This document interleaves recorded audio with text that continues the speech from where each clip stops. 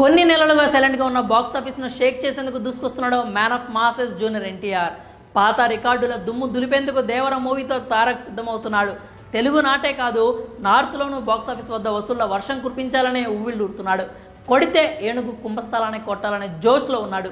ఇటు టాలీవుడ్తో పాటు అటు బాలీవుడ్లోనూ బ్లాక్ బస్టర్ అందుకోవాలని ప్రయత్నిస్తున్నాడు. నార్త్లో జెండా పాతేందుకు సన్నద్ధం అవుతున్నాడు. అందులో భాగంగానే ప్రమోషన్స్ను గట్టిగా ప్లాన్ చేస్తున్నాడు. ట్రైలర్ను కూడా హిందీ ప్రమోషన్స్ టైంలోనే రిలీజ్ చేశాడు. అయితే దేవర ట్రైలర్కి వస్తున్న రెస్పాన్స్, తారక్ మీద అక్కడ ఆడియన్స్ చూపిస్తున్న ప్రేమను బాలీవుడ్ తట్టుకోలేకపోతోంది. అందుకే బాలీవుడ్ తారక్పై విషం చిమ్మడం మొదలుపెట్టేసింది. ఎన్టీఆర్ టార్గెట్గా కుట్ర స్టార్ట్ చేసింది. తారక్పై కుట్ర మొదలుపెట్టిన బాలీవుడ్ ఆయన్ను టార్గెట్ చేసుకొని నెగిటివ్ క్యాంపెయిన్ ప్రారంభించింది. ఇందులో భాగంగానే బీటౌన్ మీడియాకు చెందిన ఓ జర్నలిస్ట్ ఎన్టీఆర్ మీద దిగజారుడు కామెంట్స్ చేశాడు. తాను దేవర ట్రైలర్ లాంచ్ ఈవెంట్కు అటెండ్ అయ్యానని చెప్పిన ఆ జర్నలిస్ట్ అక్కడ ఎన్టీఆర్ ఫ్యాన్స్కు అవమానం జరిగింది అన్నాడు.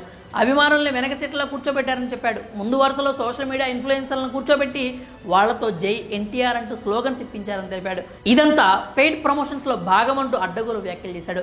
ట్రైలర్లోని డైలాగ్స్ తమకు వినిపించలేదు అన్నాడు. అందుకు ఫస్ట్ రోలో కూర్చున్న వారు బిగ్గరగా అరుస్తూ గోల చేయడమే కారణమని ఆరోపించాడు.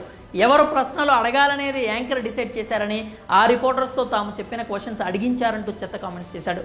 ఈ ఆరోపణలపై తారక్ అభిమానులతో పాటు టాలీవుడ్ మూవీ లవర్స్ సీరియస్ అవుతున్నారు.